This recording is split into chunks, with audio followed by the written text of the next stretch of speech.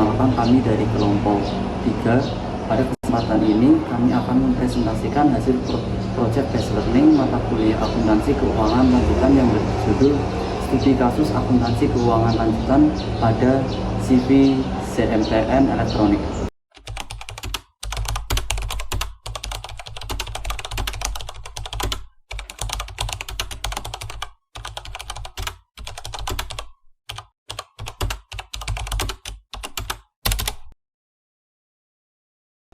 CV CMTN Elektronik merupakan perusahaan yang bergerak di bidang perdagangan alat elektronik rumah tangga dan didirikan pada tanggal 1 Januari 2026. Perusahaan ini memiliki 4 sekutu, yaitu Zaifah, Maksusin, Tiara, dan Aldi.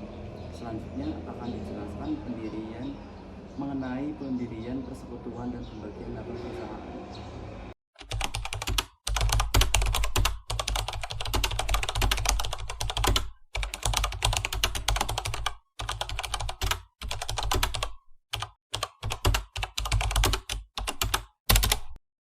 Pendirian persekutuan, masing-masing sekutu menyetorkan modal berupa kas maupun aset non-kas dengan total modal sebesar Rp640 juta. Selain itu, perusahaan mengakui goodwill sebesar Rp50 juta karena salah satu sekutu memiliki pengalaman usaha dan jaringan pelanggan yang luas di bidang elektronik. Setelah pengakuan goodwill, total modal persekutuan menjadi Rp690 juta pada periode pertama, yaitu tanggal 1 Januari sampai 30 Juni 2026. Perusahaan memperoleh laba bersih sebesar Rp120 juta. Laba tersebut dibagikan berdasarkan rasio tetap, yaitu 30%, 25%, 25%, dan 20%.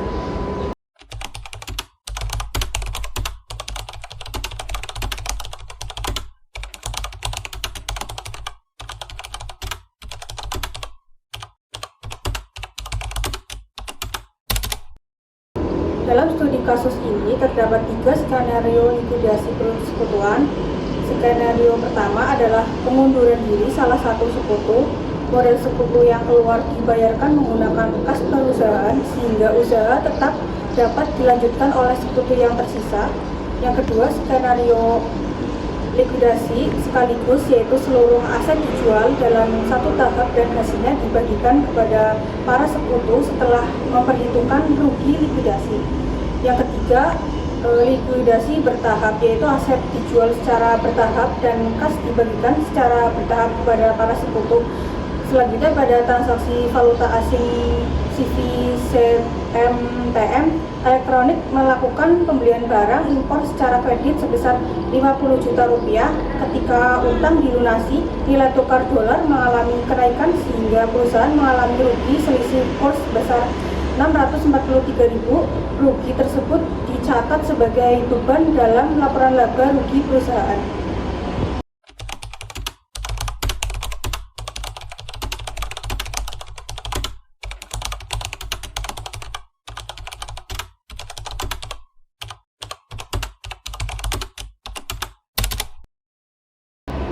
Pada penjualan angsuran, perusahaan menjual 1 unit televisi dengan harga Rp24 juta. Pelanggan membayar uang muka sebesar Rp4 juta, sedangkan sisanya sebesar Rp20 juta.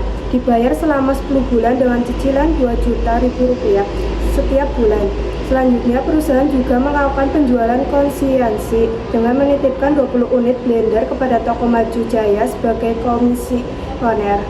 Dari 20 unit tersebut dititipkan sebanyak 15 unit berhasil terjual dan menghasilkan laba konsinyasi sebesar Rp4.150.000.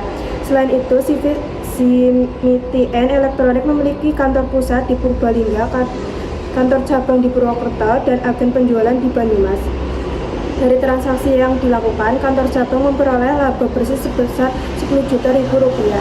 Berdasarkan seluruh pembahasan yang telah disampaikan, dapat disimpulkan bahwa akuntansi keuangan lanjutan memiliki peran penting dalam pencatatan, pelaporan, dan pengambilan keputusan perusahaan. Melalui studi kasus ini, berbagai materi seperti persekutuan, likuidasi, valuta asing, penjualan angsuran, konsinyasi, serta kantor pusat dan cabang dapat dipahami secara lebih nyata dalam praktik bisnis.